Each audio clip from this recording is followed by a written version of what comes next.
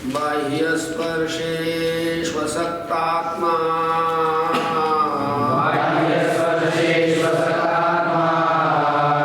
विन्दत्यात्मनि यत् सुखम् ब्रह्मयोगयुक्तात्मा सुखमक्षयमश्नुते बाह्यस्पर्शेष्वसक्तात्मा विन्दत्यात्मनि यत् सुखम्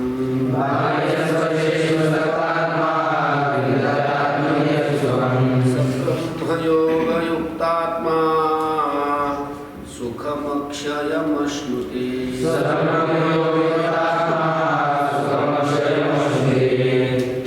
बाह्यस्पर्शेषु असक्तात्मा विन्दति आत्मनि यत् सुखम सह ब्रह्मयोगयुक्तात्मा सुखम अक्षयम अश्नुते.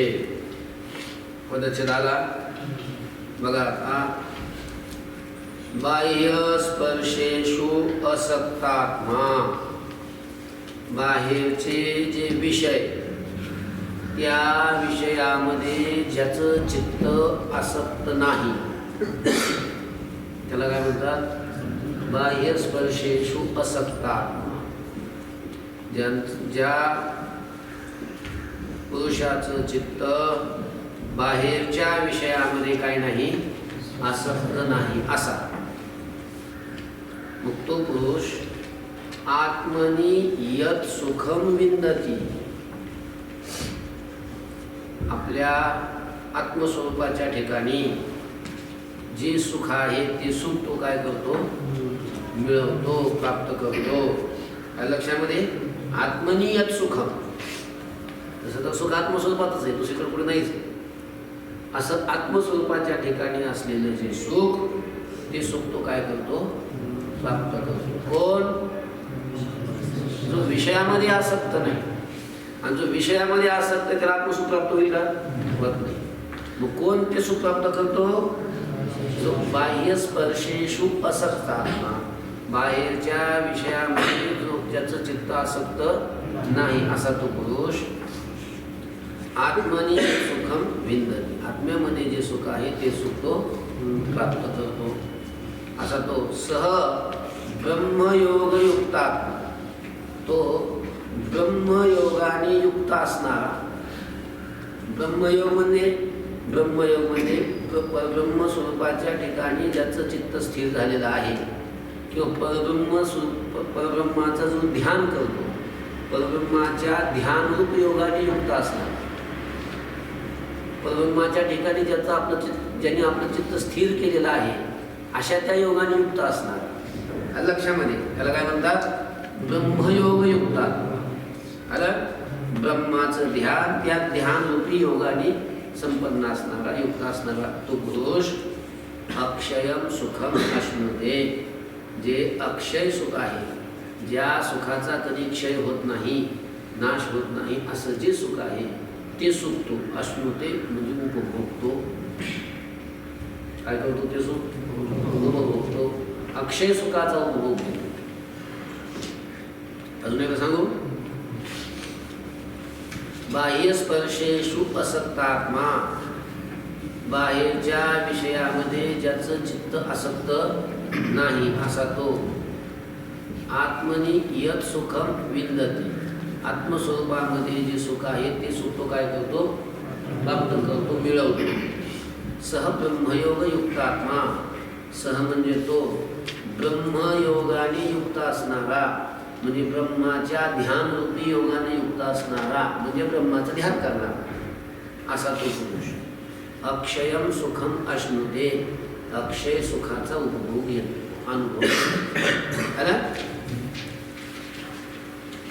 एहि संस्पर्शजा भोगा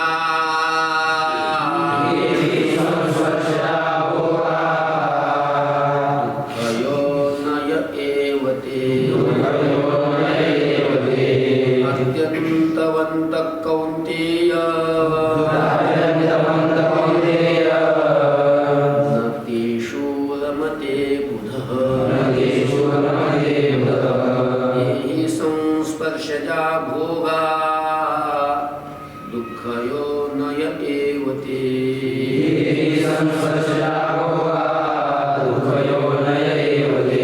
अद्यन्तवन्तः कौन्तेय न तेषु रमते बुधः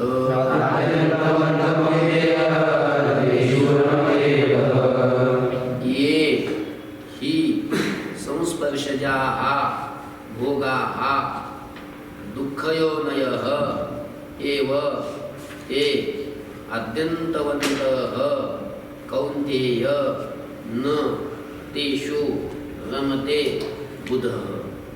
आलं का? बघा आता ही घ्यायचं होती ही, कारण की ये संस्पर्शजाः भोगाः, जे संस्पर्शज भोग आहेत म्हणजे इंद्रिय आणि विषय यांच्या संयोगापासून उत्पन्न होणारे भोग आहेत. भोग म्हणजे सुख. विषयाच्या आणि इंद्रियाच्या संबंधापासून सुख होतं का नाही? अनुकूल विषय इंद्रियांना भेटले की जे सुख होतं का नाही, त्याला संस्पर्शित भोग म्हणतात. त्याला काय म्हणतात? संस्पर्शित भोग म्हणतात. मग असे जे भोग आहेत इंद्रियाच्या आणि विषयाच्या संबंधापासून उत्पन्न होणारे, अनुकूल रूप पाहिलं डोळ्यांनी म्हणजे डोळ्याचा आणि रूपाचा संबंध झाला की सुख होतं. अनुकूल असलेला रस, आवडणारा रस जिभेला भेटला खायला सुख होतं. कांद्याची भजी. मग असं इंद्रिय आणि विषय यांच्या संबंधापासून जे भोग उत्पन्न होतात म्हणजे जे सुख होतात, ते सुख कसं असतं? दुःखयोनयः एव. ते दुःखाचंच बीज असतं, दुःखाचंच कारण असतं. ते दुःखाचेच बीज असतात, दुःखाचीच ती कारण असतात. ते सुख म्हणजे विषय आणि इंद्रिय यांच्या संबंधापासून निर्माण होणारे भोग हे दुःखाचे बीज असतात, म्हणजे दुःखाचं कारण असतात ते सुख. ते दुःखयोनयः एव. ते सर्व सुख, ते सर्व भोग हे दुःखाचं कारण असतात. आणि अजून कसे असतात? अद्यंतवंत. ते सर्व भोग, ते सर्व सुख हे कसे असतात? आदी आणि अंताने युक्त असतात. आदी म्हणजे उत्पत्ती आणि अंत म्हणजे विनाश. उत्पत्ती आणि विनाशाने युक्त असतात. ते सुख उत्पन्न झालेले असतात आणि नष्ट होणारे असतात. ते सुख अविनाशी सुख नसतं, विषयाचं सुख म्हणतो. समजते का? आद्यंतवंत. ते भोग हे आदी अंताने युक्त असतात. कौन्तेय हे कोणते पुत्रा, बुधः तेषु न रमते. ज्ञानी मनुष्य त्या विषय भोगामध्ये, लक्षामध्ये, न रमते. काय होत नाही? रममान होत नाही, रमत नाही. आलं? अजून सांगू, ही कारण, ही म्हणजे कारण की ये संस्पर्शजा हा भोगा हा, ये म्हणजे जे विषय आणि इंद्रिय यांच्या संबंधापासून उत्पन्न होणारे भोग आहेत, ते म्हणजे ते सर्व दुःखयोनयः एव. दुःखाचेच बीज आहेत, म्हणजे दुःखाचंच ते कारण आहे. आलं? आणि अद्यंतवंत. आणि ते भोग कसे सगळे आदी आणि अंताने युक्त आहे, म्हणजे उत्पत्ती आणि विनाशाने ते युक्त आहे. कौन्तेय हे कुंती पुत्रा, बुधः तेषु न रमते. म्हणून ज्ञानी मनुष्य त्या विषय भोगामध्ये रममान होत नाही. शक्नोति हैव यः सोढुम् वाक्शरीरविमोक्षणात् कामक्रोधोद्भवं वेगम् स युक्तः स सुखी नरः. शक्नोति हैव यः सोढुम् प्राक्शरीरविमोक्षणात् कामक्रोधोद्भवं वेगम् स युक्तः स सुखी नरः.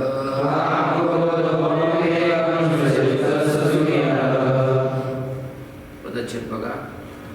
शक्नोति इह एव यह सोढुम् प्राक्शरीर विमोक्षणात् काम क्रोधोद्भवम वेगम सह युक्तः सह सुखी नर.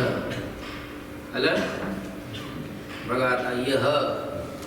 यह म्हणजे जो पुरुष इह एव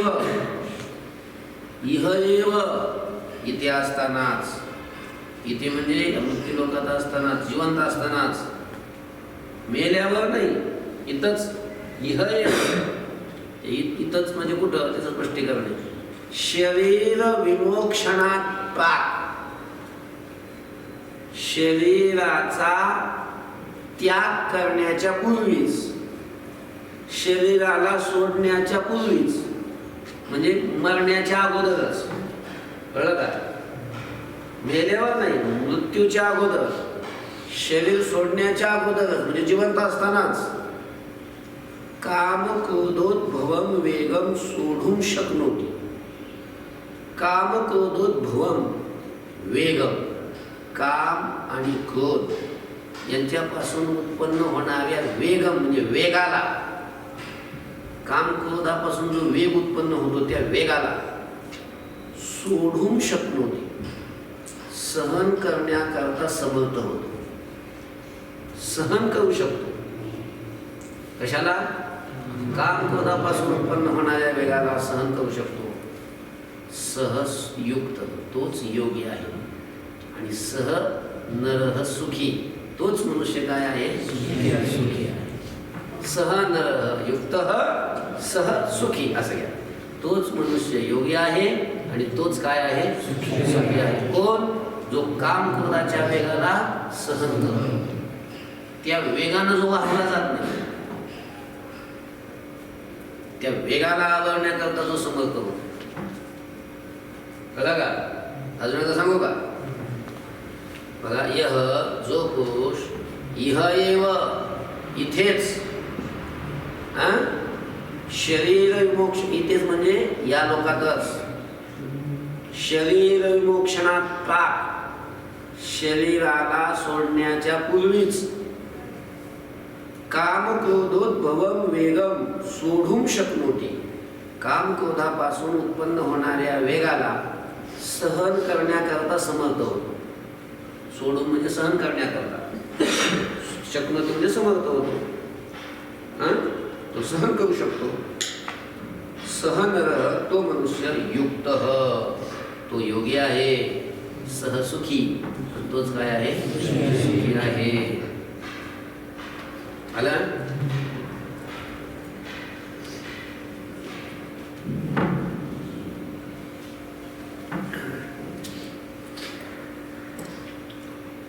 योऽन्तः सुखोऽन्तरारामास् तथान्तर्ज्योतिरेव यः स योगी ब्रह्मनिर्वाणम् ब्रह्मभूतोऽधिगच्छति. योऽन्तः सुखोऽन्तरारामास् तथान्तर्ज्योतिरेव यः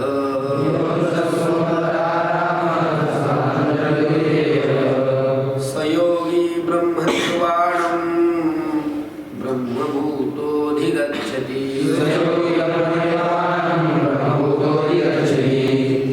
पदच्छेद.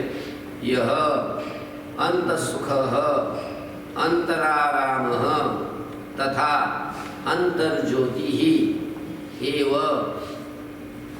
यः सः योगी ब्रह्मनिर्वाणं ब्रह्मभूतः अधिगच्छति. आलं का? यह अंतःसुखः, जो पुरुष अंतःसुखः, अंतःसुखः म्हणजे आतच काय आहे? सुखी आहे. आत्म्यामध्ये जो सुख उपभोगतो त्याला म्हणतात अंतःसुख. आत्म्याच्या सुखानं जो सुखी होतो, लक्षामध्ये आतलं आत्मसुख उपभोगणारा, अनुभवणारा त्याला म्हणतात अंतःसुख. अंतराराम, आणि जो आत्म्यामध्येच रममान होतो कुठं गमन होतं? आपण विषयात रमतो. तो विषयात नाही, कशात रमतो? आत्म्यामध्ये रमतो. त्याला म्हणतात अंतराराम किंवा अंतरात्मा आतच आराम करतो. ज्याचं मन आतच आत्म्यामध्येच काय आहे? स्थिर आहे. त्याला म्हणतात अंतराराम. तथा तथा यह अंतर्ज्योती ही एव, तसाच जो काय आहे? अंतर्ज्योती आहे. अंतर्ज्योती, ज्योती म्हणजे ज्ञान, प्रकाश. आपल्याला काय असतं? ज्ञान असतं, पण कसं? विषयाचं ज्ञान असतं. ज्याला विषयाचं ज्ञान नाही, ज्याला ज्ञान कशाचं आहे? आत्म्याचंच ज्ञान आहे. ज्याला आत्म अंतर्ज्योती ही आत असणारी जी ज्योती, तीच त्याला काय असतं? ज्ञान असतं, प्रकाश असतं. अंतर्ज्योती जो आहे, जो कसा आहे? अंतर्ज्योती ही ज्याला फक्त आत्म्याचंच ज्ञान आहे असं. सह योगी, मग तो योगी ब्रह्मभूत, ब्रह्मस्वरूप होऊन, ब्रह्मभूत म्हणजे काय? ब्रह्मस्वरूप. सन आपलं घेत ब्रह्मभूत सन म्हणजे ब्रह्मस्वरूप होऊन ब्रह्मनिर्वाणम अधिगच्छति. ब्रह्मनिर्वाण म्हणजे ब्रह्मामध्ये असणारी जी निवृत्ती म्हणजेच मोक्ष, अशा त्या ब्रह्मनिर्वाणाला म्हणजेच मोक्षाला अधिगच्छति म्हणजे तो काय करतो? प्राप्त करतो, मिळवतो. आलं? मोक्षाला मिळवतो, मोक्ष प्राप्त करतो. बघा अजून एकदा. यह अंतसुख, जो आत्म्यामध्येच सुख उपभोगणारा आहे. अंतराराम, जो आत्म्यामध्येच रममाण आहे. तथा यह अंतर्ज्योती ही एव, तसेच जो कसा आहे? अंतर्ज्योतीच आहे. सह योगी, तो योगी पुरुष ब्रह्मभूत सन ब्रह्मस्वरूप होऊन ब्रह्मनिर्वाणम अधिगच्छति. ब्रह्मनिर्वाणाला म्हणजेच मोक्षाला तो काय करतो? प्राप्त करतो. लभन्ते ब्रह्मनिर्वाण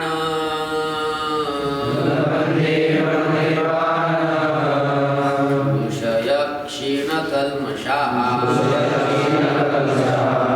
छिन्नद्वैधा यतात्मानः सर्वभूतहिते रताः. लभन्ते ब्रह्मनिर्वाण विषय क्षीणकल्मषाः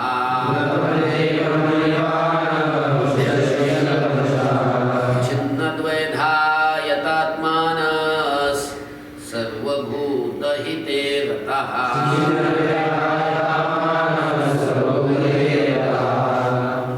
लभन्ते ब्रह्मनिर्वाणं ऋषयः क्षीणकल्मषाः छिन्नद्वैधा यतात्मानः सर्वभूतहिते रताः. सर्वभूतहिते रताः. बघा, ब्रह्मनिर्वाणाला प्राप्त करणारे म्हणजे मोक्षाला प्राप्त करणारे जे पुरुष आहेत ते कसे असतात? कोणते पुरुष मोक्षाला प्राप्त करतात त्यांचं वर्णन. क्षीणकल्मषाः, ज्यांचे सर्व कल्मश काय झालेले आहेत? क्षीण झालेले आहेत म्हणजे नष्ट झालेले आहेत. कल्मश म्हणजे काय? पाप. ज्यांची सर्व पापे क्षीण झालेली आहेत, नष्ट झालेले आहेत. म्हणजे मोक्ष प्राप्तीसाठी पापा अगोदर नष्ट व्हावी लागतात. पापी माणसाला मोक्ष प्राप्त होत नसतो. बघा, क्षीणकल्मषाः, ज्यांची सर्व कल्मश क्षीण झालेले आहेत म्हणजे सर्व पापे नष्ट झालेले आहेत. छिन्नद्वैधाः, ज्यांचे सर्व संशय काय झालेले आहेत? छिन्न झालेले आहेत म्हणजे नष्ट झालेले आहेत असे. यतात्मानः, ज्यांनी आपली इंद्रिये काय केलेली आहेत? वश केलेले आहेत. इंद्रिय आपल्या स्वाधीन केलेले आहेत असे ते पुरुष.